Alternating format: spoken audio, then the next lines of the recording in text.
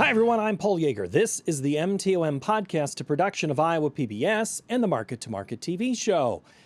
We never stop learning. At least that's the goal.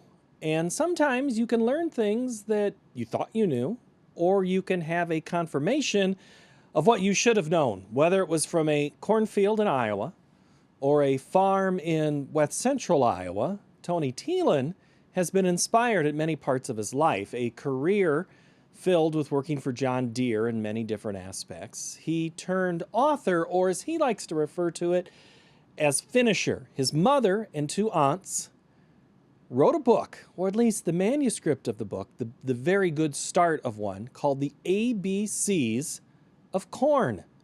We'll get into how the book finished, how it came across the finish line, and how it was a global effort to get the book from their ideas and time growing up on the farm to the hands of people around the world. New episodes come out each and every Tuesday of this podcast. I heard about this from Tony. He sent me a message, a direct message on Twitter or X. You can do the same if you have an idea for me, or you can just email me at paul.yeager@iowapbs.org. Now let's get to Tony and discuss the book.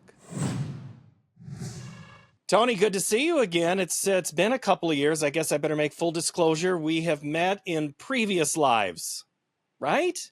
Yeah, good to see you again, Paul. That time you were with Deere and Company, and that's where a lot of your background is. How many years were you with Uncle John? Yep, I worked for John Deere for 35 years and retired in May of 2023. And finance, technology, your role kind of changed over time?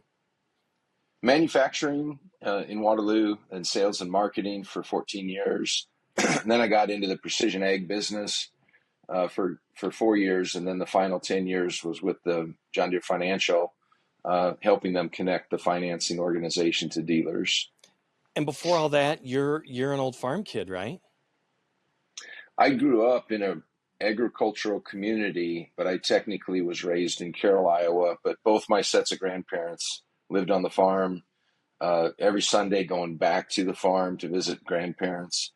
And all my friends, not all my friends, but many of my friends in high school obviously came from the farm and very familiar with rural upbringing. It's close enough to being on the farm for me. That's why I said it. I knew you weren't exactly directly, but it's close enough with all of that. And I should say I detasseled, I walked beans, I did all that stuff during my high school years. So I legitimately did work on a farm. And that is important. It's kind of like, I might have grown up on one, and but my joke always is I was really good at planting tractors and not fixing them either. So hence I'm around agriculture, not necessarily in it as a way. But everybody has a role when it comes to agriculture. There's all types of support. I mean, how would you describe what your relationship through your life working with a company that was centered on agriculture? Definitely advancing technology for farmers around the world in all the roles that I had, particularly in tractors and precision ag technology, but helping farmers be more productive and efficient in what they do was my life with John Deere. And how do you add the term author, editor, finisher? What's this latest line on your resume? Yeah, so the last few years I've been getting into some writing, trying to share some of my life learnings through some books. I have a column now on LinkedIn, Dear Tony, kind of like Dear Abby, but for executive coaching. And the latest one, the book that was just recently published, came to me from my aunt in 2016. And my aunt got together with my mother and her sister. So my mother and two aunts got together and put together everything they knew about corn, everything they knew about agriculture, and went through the alphabet A to Z. And they put it in a manuscript. And the one request I got from my aunt, and my mother passed away in 2014. My other aunt passed away in 2012. The third author, my other aunt, came to me in 2016 and said, "Would you please do something with this sometime?" And I was so busy with Deere and Company and all the job, I gathered all the materials, but I let it sit there. And I finally had time to unpackage that in 2023 and got a lot of the family members involved, over 25 family members involved, in helping pull together, read scripts, and get information pulled in. And all of that effort after all of this was the book ABC's of Corn that got published and is available on Amazon today. Very, very proud of my mom and her two sisters for what they did to put this book together, and I'm very, very proud to have a small part in getting it across the finish line. What prompted them to start this whole process? My aunt is kind of a writer anyway, but they got together and were going through all of their upbringing and reminiscing about the values that you get being raised on a farm, the hard work values, the common sense values, the resourcefulness type values, and just the good way. And both of them, or all three of them, a very large family, 9 kids, and you rely on each other out there. And they wanted to codify that in some way and give it back to a new generation. And they just got together one day, and it was a fun exercise as well, and a way for them to get together and spend some time together and do something productive. So do you think they actually sat together and worked on this book, or was it more of a remote thing? I'm going to send you a couple of ideas and then come back. Oh, I'm positive they sat around the kitchen table for a full day and went through the alphabet. Yeah, they had a lot of fun doing that. So did they live close to each other at the point they were working on this? They did. Carol, and more specifically around Breda, Iowa, is where they were raised. And then my aunt was from Des Moines, and I'm sure they got together, and it was a 1 day walk through the past, and also a creative session for the three of them. And do you have any idea how long it took to get even what it is that you would finish then for them? Yeah, it was a good manuscript. So I think the raw notes were assembled that day, and then my aunt Lois really put it into a manuscript form, and that's what she gave me in 2016 was a like a core manuscript. What it needed was a cover. What it needed was an illustrator to bring it to life. And then I also, through the help of over 25 family members, we added a special section on there that uh, my my two aunts and my mother didn't know about. But we went through a family history of what it's like being raised on a family farm, what it's like being raised on a farm that does seed corn genetics, and the values that you get through running a small business in rural America. When you receive this and you start looking at what needs to be done, I mean, how much, you mentioned 25 family members, but how much really needed to be done? It sounds like they had done a whole lot of the heavy lifting, and you were much more of a fine finisher than a massive overhaul. The big step was finding an illustrator, and we crowdsourced that and found an illustrator in Colombia, South America, to really adopt us. And once we coordinated on the vision, it was amazing to see that illustrator, Maria is her name, put together and in such a colorful way the book. She gave us the title to begin with, and we put that out to all the family members, and they absolutely loved this. So the whole book has that theme all the way through all the pages of the alphabet, and it was just wonderful to see that. And then secondly, we asked family members to bring in some of their artwork. So there's some original artwork from quilts, some original drawings from family members depicting rural scenes.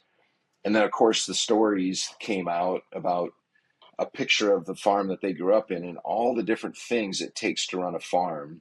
It's really amazing. And one story that came out that's quite amazing is a photo from 1944 with Father Flanagan from Boys Town, where the family donated seed corn that came from the farm to Boys Town back then, and a handwritten letter to Father Flanagan was unearthed in this process, and we included that in the book as well. Well, I wanted to ask about those images, because sometimes I've seen with friends who've written books, the illustrations will strongly resemble other people in the family. Or is there any of that where you might see some family members depicted in some of these images? No, none of the illustrations. They were really meant to resonate with an age group of 3 to 10 in big, bouncy, beautiful, Mm-hmm. vibrant colors. And then there's the historical part that were actual photos and things from when they grew up as a farm, in a farm family. That's just kind of a separate little earthy touch to the book that really brings it home and says, "Hey, this was a real life lived. This was how a farm Right. actually works. This is where it really came from," and that's truly where all the ideas from internet search to corn facts to field research, little activities throughout the book for kids to do, all of that came from how they grew up on a farm. Mm-hmm. And it's fascinating for me to even read that and to see what they came up with, because they were done farming basically when I was a kid. My grandparents, I would go out and visit them on the farm, but the full time farming aspect, they had retired from by that time, and they just talk about it. But now I'm seeing it come to life through this book. Right, and through those images. So then it might not be that you recognize one of your aunts, but you recognize the barn or the pen or something that was on the farm. So in that sense, you do have a little bit of a yeah. I know what that is. Oh yeah, yeah. Especially the images around the Shelley. That's my mother's maiden name, Shelley. Shelley Hybrid Seed Corn was their company, and all of the imagery around that, all the promotional items that were unearthed. It was very, very fascinating to hear that come up again. Family, tell me your three aunts that are credited here for doing the work. Give me their full names, and then again, tell me your mother, their maiden name, and a little bit more of their family upbringing. Yep. My mother's name, Jean Marie Thelen. Her maiden name was Shelley. Uh, Her sister, Lois Rhodes, and then her sister, Norma Kennebeck. And they were all raised in Breda, Iowa, on a farm about a mile and a half west of Breda. And all of them were in 4-H, growing up on the farm. All of them were active in farming activities, getting the eggs, uh, walking the beans, detasseling the corn, sorting and sizing the seed corn to be split out to different varieties of corn. They were all active in the family business as they grew up, and uh, largely remained true to their agricultural roots. Lois moved away to higher education through the University of Iowa and eventually relocated to Des Moines. Norma Kennebeck grew up and raised a big family of her own in Breda, Iowa, and then my mom raised 6 of us in Carroll, Iowa. That does sound like you have a workforce. Instead of walking the beans, you're proofing pages, fact checking this, communicating with the author. That's just a different form of family labor used, not necessarily on the farm, but about the farm. That's right. That's right. And the entire family is very proud of this book coming out, and it does really highlight a life well lived, Mm-hmm. and it does tip the hat towards an agricultural, values based upbringing, which makes everybody who was involved in this project very, very proud. You mentioned 4-H. That's important to you as well, and that also has a part in this story. What is it? Yeah. conversations with the family, we're not here to make money on the book. It's a very it's $9.99 on Amazon, so it's very reasonably priced. Whatever royalties there are through Amazon, it's going straight to 4-H, in the memory of my mother and her two sisters. And if we can throw off some money to 4-H in their name, it's just good karma. It just feels good to everybody involved. And what was the name of, you were in 4-H, is that right? I wasn't in 4-H, but my mother and her two sisters were, and actually her whole family was, as they grew up in Breda. Were they all in the same club? They were. There's a small club in Breda, and they were all in the same one as they grew up. It's, again, a big family, as you can imagine. And whether it's raising livestock or baking things for competition, they did it all. And what was the name of the club then?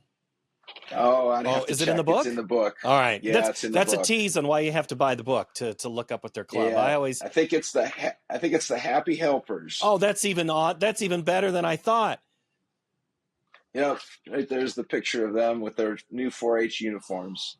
Oh, and they were in the days of uniforms even. Oh yeah, they had their new uniforms on. Somebody tracked down when they just got their new uniforms. What has been, is that why you have had a connection to 4-H? Is kind of that family thing too? Definitely, and I'm definitely taking their lead on this. It was deeply personal to being raised in that era of the 40s, 50s, and 60s. Mm-hmm. Heart health, hands. I can't think of the fourth one, but it's that resourcefulness and that agricultural way of life. It just feels right to honor that with this project, and it was deeply personal and deeply meaningful to all of my mother's family. I give my head to clear thinking, my heart to greater loyalties, my hands to larger service, my health to, so there we go. I could do the pledge if you need me to. My son is... You did it very well. My son's in 4-H. We were actually he's at the county fair as we record this right now. And I have seen his involvement, and he's a city kid, a suburban kid who's in 4-H, so he doesn't show the animals, but it's still a connection back to the home place there where I grew up, where I was a Shady Grove superstar, for the record, Tony. That was the name of. I was a charter member of the group. It's those who've watched this podcast before have heard me talk about my time there. I should interview my old advisors and just see if they'd shake their head about me today like they did back then. When you have interaction with kids and agriculture, let's start with the ones that are more targeted to the book. What has been their reaction? A lot of nieces and nephews have loved it. And we kind of tested out some of the early, especially the cover. Which ones did they like? Why did they like it? They absolutely love the activities in there. And it's more an activity book because you can go online and research some things. You can go out in the farm or go out into a field and look at some corn growing at different stages. It leans you into engagement. And that's where it's not just like a coloring book or anything like that. It actually helps lift up your knowledge around the diversity of corn in our society in active ways. Mm-hmm. And that's the thing that I think differentiates this book is it's taking those kids 3 to 10 years old is about the range, and giving them something to do in the summer. Who doesn't really like the images, running barefoot in the sun in the summer, all summer long doing things. And this book gives them something to do outside and active with friends. And I think that's just a heartwarming outcome. The kids that we watched initially engage this, that's what we got from them, is this is going to be a really cool project for them. You had an early focus group. Oh yeah, yeah. Yeah, In that's good. house, in house. Let's then transition to the older kid, the ones who are over 10, maybe. This is agriculture. I go back to the fair, a county fair, specifically the state fair. I always talk about this at the Iowa State Fair. Is one of their main goals is for urban to learn more about rural, and they come together specifically front and center in Iowa. Why is that? I don't know if relationship, partnership, why is that connection important to you? Well, that actually came up when I was talking with uh, our launch team. We put a launch team together that has people that helping us promote this on social media, which has been fabulous, by the way. Just really getting the word out. Um, but the goal was let's get this in every uh, uh, grade school in the Corn Belt states, and then we had a couple conversations beyond that. It's actually the kids that don't have access to the rural daily life that could really get a lot out of this book. It's the ones in Chicago or the ones in Kansas City or the ones in Atlanta or Dallas that they could really be lifted up by the educational part of this book. And then it kind of expanded our scope in how we talk about promoting the book. It's really anybody that really wants to know what is this thing that people talk about all the time, growing corn. How do you grow corn? What's it mean to grow corn? And you'll learn a ton of that as you walk through this book A to Z. That to me was, I didn't think of that initially. I was thinking Corn Belt states, there's about 7,000 grade schools. Let's talk about how do we talk to people that can get it into grade schools. It became much broader than that. And also, then we figured out it's not just available on Amazon in the US, it's actually available Amazon globally in Germany, Australia, India. It's in the English language, but you can get this in Brazil. It's available everywhere around the world. And with your illustrator from Colombia, you have already an international flair to it as well. And I got Maria Gutierrez. The book would not be as impactful had it not been for her really adopting the cause and really working with us in virtual, 100% virtual. Mm-hmm. Just did an outstanding job on the illustrations. Let's go back to, I'm going to use a political tie then to what has come up here. It sounds like you thought the book was maybe necessarily at your base, kids who are in corn states, I states, grain states, whatever you want to call them.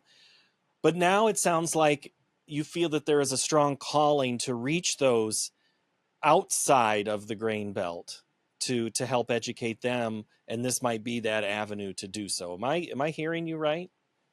Absolutely.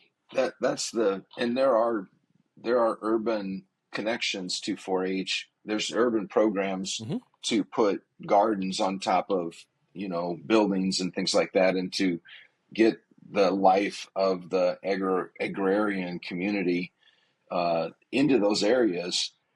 I just didn't think that far in advance to connect this book to those kinds of efforts, but it's perfect for that. I mean, and especially the activity related aspect of it, where they can do online research around these things and learn about how the world grows food, well, how the world grows fuel, how the world can grow fiber. I mean, all of those things are amazing as a kid. You're in a learning environment. You want to take a little bit of that on your own, and it's a fun way to engage it. It really opened my eyes to this. This is a little broader project than Mm-hmm. Home Base Iowa or Home Base Midwest. But Tony, you lived in the Des Moines metro area long enough to know there's plenty of people who are within 10 minutes of a cornfield who don't understand what that is and can differentiate between corn and soybeans. So yes, there is a focus that can be done with those even in the home area of agriculture, in addition to everybody in Atlanta, Dallas, Kansas City, Chicago.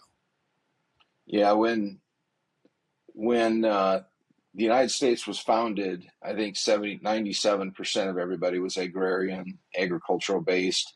In the 40s, 50s, and 60s, we were living through the transition from horse to tractor, and you still had large families, and largely you could raise a crop, you could raise some animals, you could be very self-sufficient. Hmm. Every quarter of a mile had a farm place on it.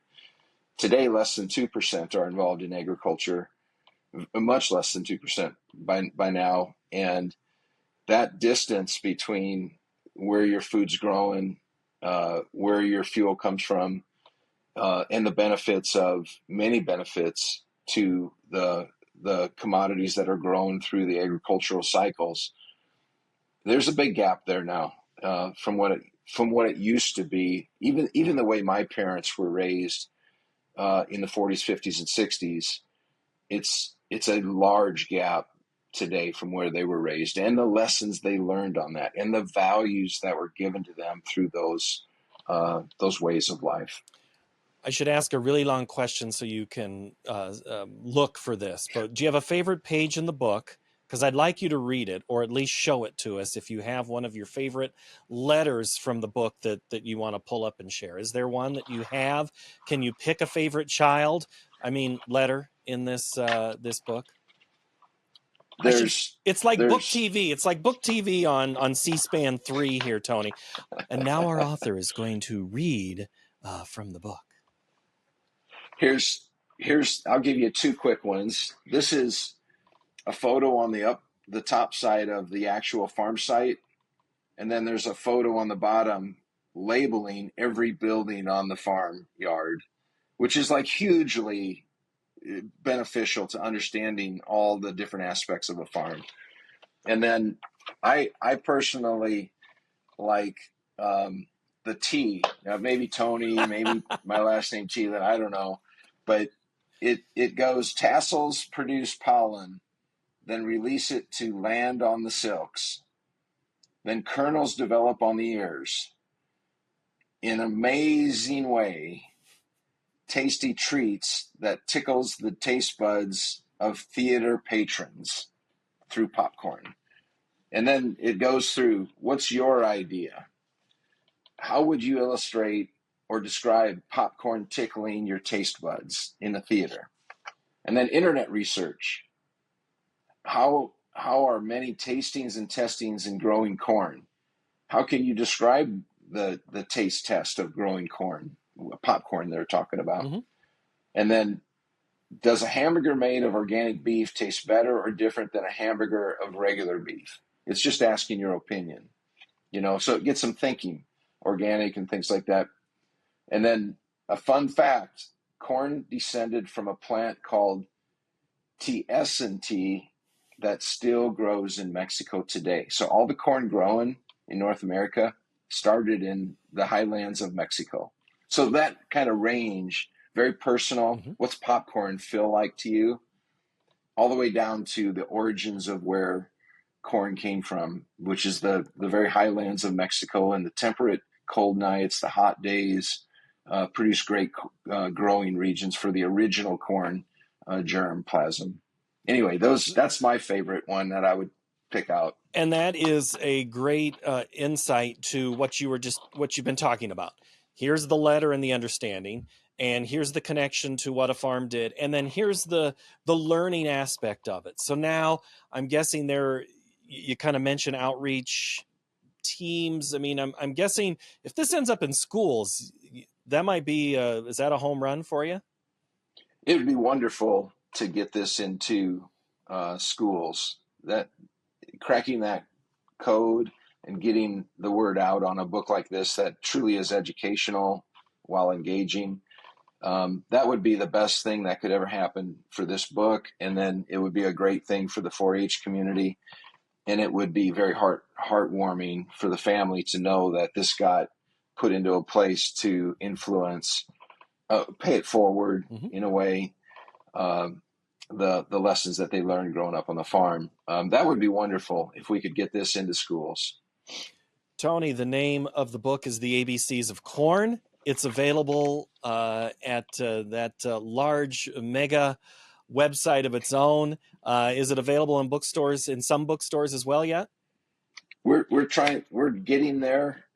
It'll be in Beaverdale Books in Des Moines, and we've got some other interested bookstores, but that's that's more of a wave two. Um, the primary one is on Amazon anywhere in the world. Sounds good. Tony Thelen, great to see you. Thank you so very much. Good luck on is there an ABC's part 2 in the works already? No, no, this is it. This is the one project, and it really came from the family, and that's the one we're gonna put to market. All right, Tony. Thank you very much. Thanks, Paul. I really appreciate the opportunity to talk to you today.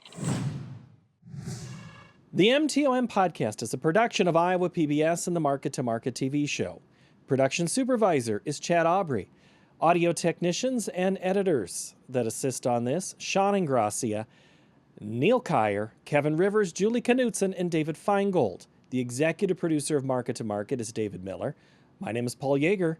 I'm your host, producer, and editor. We'll see you next time. New episodes each and every Tuesday. We'll see you then. Thank you. Bye-bye.